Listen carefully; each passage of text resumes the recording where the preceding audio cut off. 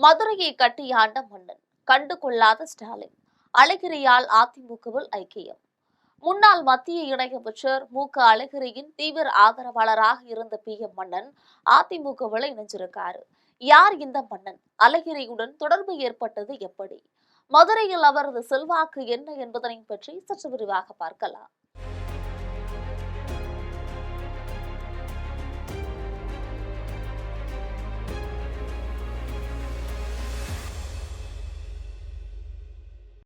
திமுகவில் அழகிரிக்கு செல்வாக்கு இருந்த போது மதுரை மாவட்டத்தில் முக்கிய முகமாக திகழ்ந்தார். அவருடைய வலது கரம்தான் இந்த அழகிரி. திமுகவிலிருந்து நீக்கப்பட்ட நிலையிலும் கூட அவருடனே நிழலாக இருந்தவர் தான் மன்னன்.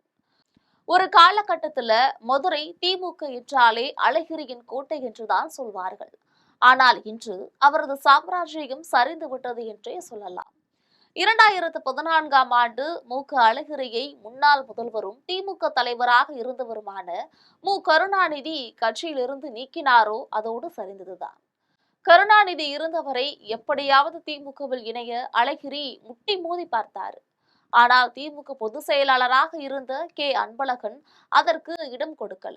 அவர் இறப்புக்கு பிறகும் அழகிரி திமுகவில் மீண்டும் இணைய போகிறார் என்றெல்லாம் பேச்சுக்கள் அடிபட்டன. மேலும் கடந்த 2021ஆம் ஆண்டு தமிழக முதல்வராக ஸ்டாலின் பதவியேற்பு விழாவுக்கு கூட அழகிரிக்கு அழைப்புதல் சென்றது. ஆனால் அவர் தன்னுடைய மகன் தயா அழகிரியையும் மகள் கயல்விழியையும் அனுப்பி வச்சாரு.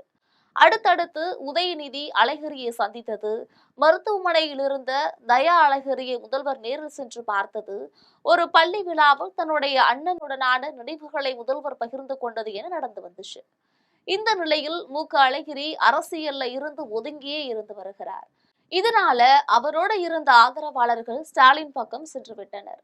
அவர்களில் முக்கிய ஆதரவாளரான PM மன்னன் அதிமுகவில் இணைய உள்ளதாக தகவல்கள் வெளியான நிலையில இன்று அவரு இணைந்தே விட்டாரு.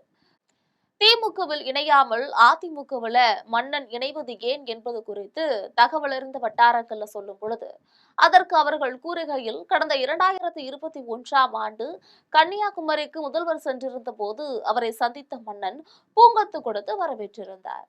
அப்போது அவரை கட்சியில் சேர்ப்பார் என எதிர்பார்க்கப்பட்டுச்சு. ஆனால் முதல்வர் அதை செய்யல. இந்த நிலையில அண்மையில் முதல்வர் ஸ்டாலினை மன்னன் திண்டுக்கல்ல சந்தித்து பேசியிருந்தாரு. அப்போது முதல்வரிடம் என்னை அதிமுக பாஜகவிலிருந்து கட்சி பணியாற்ற அழைக்கிறார்கள், ஆனால் திமுகவில் இருப்பதிலேயே உறுதியாக இருக்கிறேன் என சொல்லி பார்த்தாராம். அவர் முதல்வரை சந்தித்து 35 நாட்களாக போகிறது.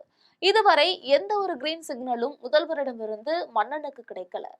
ஏற்கனவே 12 ஆண்டுகளாக அரசியல் வாழ்க்கையில் முடங்கியிருந்த நிலையில இப்படியே போனால் அரசியல் வாழ்க்கை கேள்விக்குறியாகிவிடும் என கருதிய மன்னன் அதிமுகவில் இணைய முடிவு செய்திருக்கலாம் என தெரிவிக்கிறார்.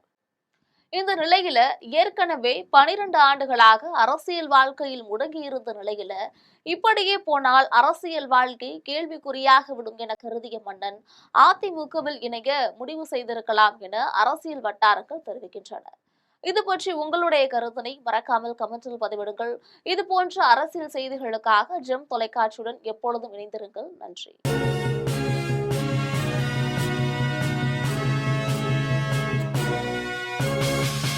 உடனுக்குடன் அப்டேட் தெரிந்து கொள்ள ஜெம் டிவி தமிழ் ஆப்பை இன்ஸ்டால் செய்யவும்.